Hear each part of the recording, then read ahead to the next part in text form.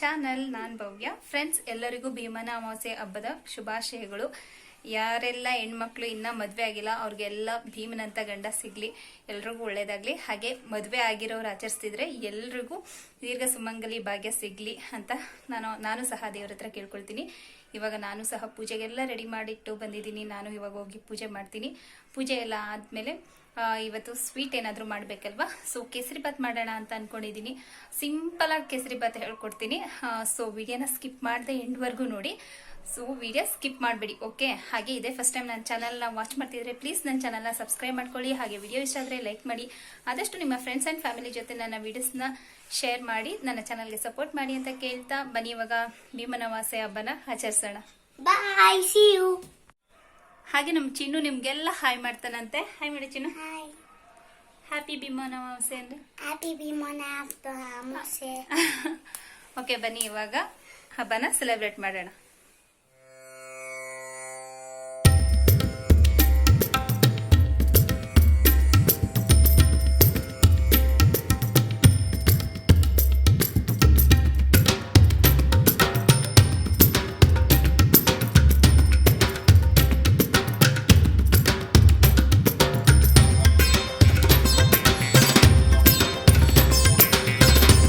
Friends, ಪೂಜೆ ಎಲ್ಲ ಆಯಿತು. ಇವಾಗ ಏನಾದರೂ ಸ್ವೀಟ್ ಮಾಡೋಣ ಅಂತ ಹೇಳಿ ಕೇಸರಿಬಾತ್ ಮಾಡೋಣ ಅಂತ ಬಂದಿದ್ದೀನಿ. ತುಂಬ ಬೇಗ ಆಗೋಂಥ ಸ್ವೀಟ್ ಅಂದರೆ ಕೇಸರಿಬಾತ್ ಅಲ್ವಾ. ಸೊ ಇವಾಗ ನಾನು ಫಸ್ಟಿಗೆ ಒಂದು ಕಡಾಯಿ ಇಟ್ಕೊಂಡು ಅದಕ್ಕೆ ಒಂದು 6ರಿಂದ 7 ಟೇಬಲ್ ಸ್ಪೂನ್ ಅಷ್ಟು ತುಪ್ಪನ ಬಿಸಿ ಮಾಡೋದಕ್ಕೆ ಇಟ್ಕೊಂಡಿದ್ದೀನಿ. ಹಾಗೆ ಸ್ವಲ್ಪ ದ್ರಾಕ್ಷಿ, ಗೋಡಂಬಿ, ರವೆ ಎಲ್ಲ ತೊಗೊಂಡಿದ್ದೀನಿ.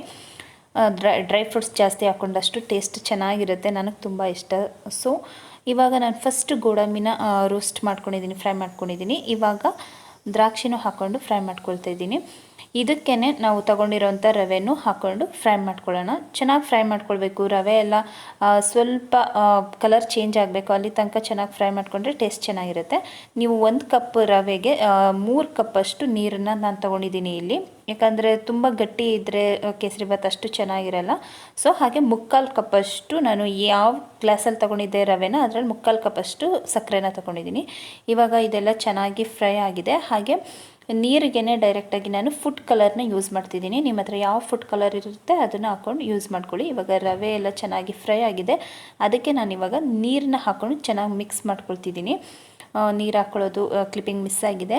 ಇವಾಗ ನಾನು ಶುಗರ್ನ ಆ್ಯಡ್ ಮಾಡಿ ಲಾಸ್ಟಲ್ಲಿ ಶುಗರ್ನ ಆ್ಯಡ್ ಮಾಡಿ ತಿರುಗ್ತಿದ್ದೀನಿ. ತುಂಬಾ ಸಿಂಪಲ್, ತುಂಬಾ ಬೇಗ ಆಗಿಬಿಡುತ್ತೆ ಈ ಸ್ವೀಟ್ ಅಂತೂ. ಸೊ ನಾನು ತುಂಬ ಅರ್ಜೆಂಟಲ್ಲಿದ್ದಾಗ ಇದೇ ಸ್ವೀಟ್ ಮಾಡೋದು, ತುಂಬ ಬೇಗ ಆಗಿಬಿಡುತ್ತೆ ಅಂತ ಹೇಳಿ ಲಾಸ್ಟಲ್ಲಿ ಸ್ವಲ್ಪ ತುಪ್ಪನ ಹಾಕ್ಕೊಳ್ತಾ ಇದ್ದೀನಿ. ತುಪ್ಪ ಹಾಕಿದಷ್ಟು ಸ್ವೀಟ್ಸ್ ಎಲ್ಲ ಚೆನ್ನಾಗಿರುತ್ತೆ. ನಾನು ಆಯಿಲ್ ಬೇರೆ ಯೂಸ್ ಮಾಡಿಲ್ಲ, ಸೊ ಅದರಿಂದಾಗಿ ತುಪ್ಪನೇ ಸ್ವಲ್ಪ ಜಾಸ್ತಿ ಹಾಕ್ಕೊಳ್ತಿದ್ದೀನಿ. ತುಪ್ಪ ಇಷ್ಟ ಇಲ್ಲದೇ ಇರೋರು ಆಯಿಲ್ ಹಾಕ್ಕೊಂಡು ಸಹ ಇದೇ ರೀತಿ ಮಾಡ್ಕೊಳ್ಬೋದು. ನೋಡಿದ್ರಲ್ಲ ಎಷ್ಟು ಸಿಂಪಲಾಗಿ ಕೇಸರಿಬಾತ್ನ ಮಾಡ್ಕೊಳ್ಬೋದು ಅಂತ. ತುಂಬಾ ಟೇಸ್ಟ್ ಚೆನ್ನಾಗಿರುತ್ತೆ. ಸ್ಪೆಷಲಿ ನಾನು ನಮ್ಮ ಮನೇಲಿ ಯಾವುದೇ ಥರದ ಪೂಜೆ ಇರ್ಬೋದು, ಸ್ಪೆಷಲ್ ಡೇಸ್ ಇರ್ಬೋದು, ಹೊರಗಡೆಯಿಂದ ನಾನು ಯಾವುದೇ ಸ್ವೀಟ್ಸ್ ತರಿಸಲ್ಲ. ನನಗೆ ನಾನೇ ಮನೇಲಿ ಏನಾದರೂ ಸ್ವೀಟ್ಸ್ನ ಟ್ರೈ ಮಾಡಿದ್ರೆ ತುಂಬಾ ಇಷ್ಟ ಆಗುತ್ತೆ. ಬೇರೆ ಬೇರೆ ಸ್ವೀಟ್ಸ್ ಎಲ್ಲನೂ ನಾನು ಟ್ರೈ ಮಾಡ್ತಿರ್ತೀನಿ. ಆದಷ್ಟು ಆ ವಿಡಿಯೋಗಳನ್ನೂ ನಿಮ್ಮ ಹತ್ರ ಶೇರ್ ಮಾಡ್ತೀನಿ. ನೀವು ಒಂದ್ಸಲ ಈ ರೀತಿ ಕೇಸರಿಬಾತ್ನ ಟ್ರೈ ಮಾಡಿ, ಓಕೆನಾ? ತುಂಬ ಚೆನ್ನಾಗಿರುತ್ತೆ.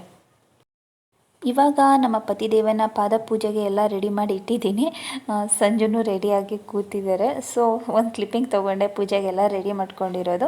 ಪದೇ ಪದೇ ಎದ್ದು ಓಡಾಡ್ಕೊಂಡು ತರೋದಕ್ಕಿಂತ ಎಲ್ಲನೂ ರೆಡಿ ಮಾಡಿ ಪಕ್ಕದಲ್ಲಿ ಇಟ್ಕೊಬಿಟ್ರೆ ನೆಮ್ಮದಿಯಿಂದ ಆರಾಮಾಗಿ ಪೂಜೆ ಮಾಡ್ಬೋದು. ಅದಕ್ಕೆ ನಾನು ಪೂಜೆ ಮಾಡೋದಕ್ಕಿಂತ ಫಸ್ಟು ಎಲ್ಲ ಪೂಜಾ ಸಾಮಾನು ರೆಡಿ ಮಾಡಿ ಇಟ್ಬಿಡ್ತೀನಿ. ಇವಾಗ ಸಂಜುನೂ ರೆಡಿಯಾಗಿದ್ದಾರೆ, ಲೇಟ್ ಮಾಡೋದು ಬೇಡ. ಬನ್ನಿ ಇವಾಗ ಪೂಜೆನ ಸ್ಟಾರ್ಟ್ ಮಾಡೋಣ.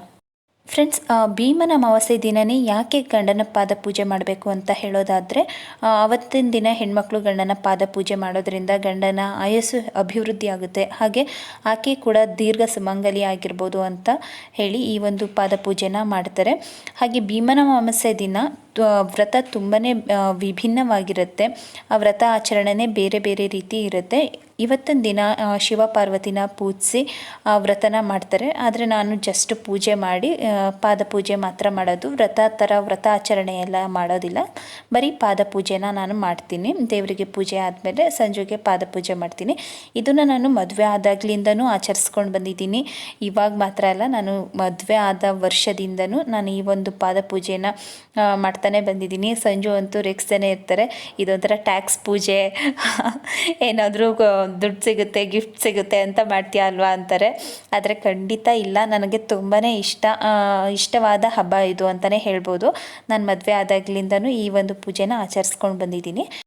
ಪುರಾಣಗಳ ಪ್ರಕಾರ ನೋಡೋದಾದರೆ ಭೀಮನ ಅಮಾವಾಸ್ಯೆ ಪೂಜೆ ಹೇಗೆ ಸೃಷ್ಟಿಯಾಯಿತು, ಹೇಗೆ ಆಚರಣೆ ಮಾಡ್ತಿದ್ದಾರೆ, ಯಾರು ಫಸ್ಟ್ ಆಚರಣೆ ಮಾಡಿದ್ದು ಈ ಹಬ್ಬನ ಅಂತ ಹೇಳೋದಾದರೆ, ಒಂದು ಊರಲ್ಲಿ ಬ್ರಾಹ್ಮಣ ದಂಪತಿಗಳಿರ್ತಾರೆ. ಅವರಿಗೆ 2 ಮಕ್ಕಳಿರ್ತಾರೆ. ಅವರಿಗೆ ಒಬ್ಬಳು ಮಗಳಿರ್ತಾಳೆ. ಆಕೆಗೆ ಇನ್ನೂ ಮದುವೆ ಆಗಿಲ್ಲದ ಕಾರಣ ಆ ಬ್ರಾಹ್ಮಣ ದಂಪತಿಗಳು ಏನು ಮಾಡ್ತಾರೆ, ಆಕೆನ ಅವಳ ಅಣ್ಣನ ಬಳಿ ಬಿಟ್ಟು ಅವರು ತೀರ್ಥಯಾತ್ರೆಗೆ ಅಂತ ಹೊರಟೋಗ್ತಾರೆ. ಅಣ್ಣ ತುಂಬಾ ದುರಾಸೆ ಇರೋಂಥ ಮನುಷ್ಯನಾಗಿರ್ತಾನೆ. ಆ ಒಂದು ಊರಲ್ಲಿ ಒಬ್ಬ ರಾಜ ಇರ್ತಾನೆ. ಆ ರಾಜನಿಗೊಬ್ಬ ಮಗ ಇರ್ತಾನೆ. ಆ ಮಗನಿಗೆ ಮದುವೆ ಆಗಬೇಕು ಅಂತ ತುಂಬಾ ಆಸೆ ಆಗಿರುತ್ತೆ. ಆದರೆ ಮದುವೆ ಆಗೋಕ್ಕಿಂತ ಮುಂಚೆ ಸತ್ತೋಗ್ಬಿಡ್ತಾನೆ. ನನ್ನ ಮಗನ ಕೊನೆಯ ಆಸೆನ ಈಡೇರಿಸ್ಬೇಕು ಅಂತ ಹೇಳಿ ಆ ರಾಜ ಊರು ತುಂಬ ಡಂಗೂರನ ಹೇಳಿಸ್ತಾನೆ. ನನ್ನ ಮಗನನ್ನು ಯಾರು ಮದುವೆ ಆಗ್ತಾರೋ ಅವರಿಗೆ ನಾನು ಅರ್ಧ ರಾಜ್ಯವನ್ನೇ ಕೊಡ್ತೀನಿ ಅಂತ ಹೇಳಿ ಡಂಗೂರನ ಸಾರಿಸಿದಾಗ ಆ ಅಣ್ಣ ಏನು ಮಾಡ್ತಾನೆ, ಅವನು ತುಂಬ ದುರಾಸೆ ಇರೋದ್ರಿಂದಾಗಿ ಆ ಸತ್ತ ರಾಜಕುಮಾರನೊಂದಿಗೆ ತನ್ನ ತಂಗಿನ ವಿವಾಹ ಮಾಡಿಸ್ತಾನೆ. ಆಗ ಆಕೆ ಅವರಮ್ಮ ಆಚರಿಸ್ತಿದ್ದಂಥ ಭೀಮನ ಅಮಾವಾಸ್ಯೆ ಪೂಜೆ ಎಲ್ಲನೂ ನೋಡಿರೋದ್ರಿಂದಾಗಿ ಆಕೆ ಶಿವ ಪಾರ್ವತಿನ ಮಣ್ಣಲ್ಲಿ ಮಾಡಿ ಆಕೆ ಒಂದು ವ್ರತನ ಮಾಡಿ ಪೂಜಿಸ್ತಾಳೆ. ಆಕೆ ವ್ರತನ ಮೆಚ್ಚಿ ಶಿವ ಪಾರ್ವತಿ ಆಕೆ ಗಂಡನಿಗೆ ಜೀವದಾನನ ಮಾಡ್ತಾರೆ. ಅದರಿಂದಾಗಿ ಪ್ರತಿ ವರ್ಷವೂ ಹೆಣ್ಮಕ್ಳು ಈ ಒಂದು ವ್ರತನ ಆಚರಿಸ್ತಾ ಬರ್ತಿದ್ದಾರೆ. ಈ ಒಂದು ಆಚರಣೆಯಿಂದಾಗಿ ಗಂಡನ ಆಯಸ್ಸು ಅಭಿವೃದ್ಧಿ ಆಗುತ್ತೆ, ತಾವು ದೀರ್ಘ ಸುಮಂಗಲಿ ಆಗಿರ್ಬೋದು ಅಂತ ಹೇಳಿ ಪ್ರತಿ ಹೆಣ್ಮಕ್ಳು ಇದನ್ನು ಆಚರಿಸ್ತಾ ಬಂದಿದ್ದಾರೆ. ತುಂಬಾ ಒಳ್ಳೆಯದು ಇದನ್ನು ಆಚರಿಸೋದು ಅಂತ ಕೂಡ ಹೇಳ್ತೀನಿ. ಯಾರೆಲ್ಲ ಆಚರಿಸ್ತಿಲ್ಲ ಅವರು ಕೂಡ ಮುಂದೆ ಆಚರಿಸ್ತಾ ಬನ್ನಿ. ಇದರಿಂದ ಎಲ್ಲ ಮನೇಲಿ ಪಾಸಿಟಿವ್ ಎನರ್ಜಿ ಜಾಸ್ತಿ ಆಗುತ್ತೆ ಅಂತಲೇ ಹೇಳ್ಬೋದು. ನಾನು ಪೂಜೆ ಮಾಡ್ತಿದ್ರೆ ನನ್ನ ಮಗ 1000 ಪ್ರಶ್ನೆ ಕೇಳ್ತಿದ್ದ. ಇದನ್ನೇನಕ್ಕೆ ಇಟ್ಟಿದ್ಯಾ, ಪಪ್ಪಂಗೆ ಯಾಕೆ ಸ್ವೀಟ್ ಮಾಡಿದ್ಯಾ, ಪಪ್ಪ ಏನು ದೇವ್ರಾ ಅಂತ ಎಲ್ಲ ಕೇಳ್ತಿದ್ದ. ಪಪ್ಪನ ಯಾಕೆ ಮಾಮಿ ಮಾಡ್ತಿದ್ಯಾ ಅಂತೆಲ್ಲ. ಹಾಗೆ ಅವ್ರ ಪಪ್ಪಂಗೂ ಹೇಳ್ಕೊಡ್ತಿದ್ದಾನೆ, ಮೇಲಿಂದ ಹಾಕು, ಈ ರೀತಿ ಹಾಕು, ಈ ರೀತಿ ಹಾಕ್ಬೇಡ ಅಂತ ಎಲ್ಲ ಹೇಳ್ಕೊಡ್ತಿದ್ದ. ನಮ್ಮ ಚಿನ್ನು ಅಂತೂ ಸಖತ್ತು ತರಲೇ ಇದ್ದಾನೆ, ತುಂಬಾ ಚೇಷ್ಟೆ ಮಾಡ್ತಾನೆ. ಹಾಗೆ ಸಂಜುಗೆ ಮಾಡಿಟ್ಟಿರೋ ಸ್ವೀಟ್ನ ಅವನೇ ಫಸ್ಟ್ ಹೋಗಿ ಆಲ್ರೆಡಿ ಟೇಸ್ಟ್ ಎಲ್ಲ ಮಾಡಿಬಿಟ್ಟಿದ್ದ. ತುಂಬ ಚೆನ್ನಾಗಿದೆ ಅಂತಲೂ ಹೇಳ್ತಿದ್ದ. ಯಾಕೆ ಪೂಜೆ ಮಾಡ್ತೀಯಾ, ಪಪ್ಪ ಇದ್ರು ಸಂತೆ ಅಂತ. ಓಂ ನವಿದ್ಯ ಹತ್ರ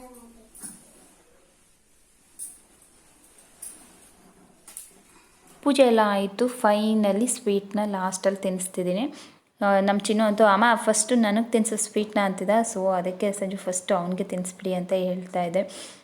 ನಮ್ಮ ಚಿನ್ನಗಂತೂ ಸ್ವೀಟ್ ಅಂದರೆ ಎಲ್ಲ ತುಂಬಾ ಇಷ್ಟ. ಈ ಲಾಸ್ಟ್ ಇಯರ್ ಸಂಜು ನನಗೆ ಗೋಲ್ಡ್ ಗಿಫ್ಟ್ ಮಾಡಿದ್ರು. ಬಟ್ ಈ ಸಲ ಅಂತೂ ಗೋಲ್ಡ್ ಗಿಫ್ಟ್ ಇಲ್ಲ, ಜಸ್ಟ್ ದುಡ್ಡು ಕೊಟ್ಟರು, 1000 ಕೊಟ್ಟರು ಅಷ್ಟೇ. ನೀವೆಲ್ಲ ಹೇಗೆ ಆಚರಿಸಿದ್ರಿ ಅಂತ ಅಂದ್ಬಿಟ್ಟು ನನಗೆ ಕಮೆಂಟಲ್ಲಿ ತಿಳಿಸಿ, ಓಕೆನಾ.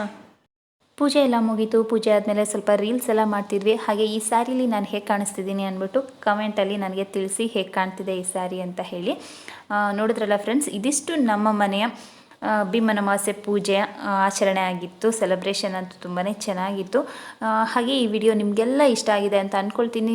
ಈ ವಿಡಿಯೋ ನಿಮಗೆ ಇಷ್ಟ ಆಗಿದರೆ ಪ್ಲೀಸ್ ಲೈಕ್ ಮಾಡಿ, ಆದಷ್ಟು ನಿಮ್ಮ ಫ್ರೆಂಡ್ಸ್ ಆ್ಯಂಡ್ ಫ್ಯಾಮಿಲಿ ಜೊತೆ ಶೇರ್ ಮಾಡಿ. ಸಿಗೋಣ ಮುಂದಿನ ವಿಡಿಯೋದಲ್ಲಿ. Until then take care, bye. Thank you for watching.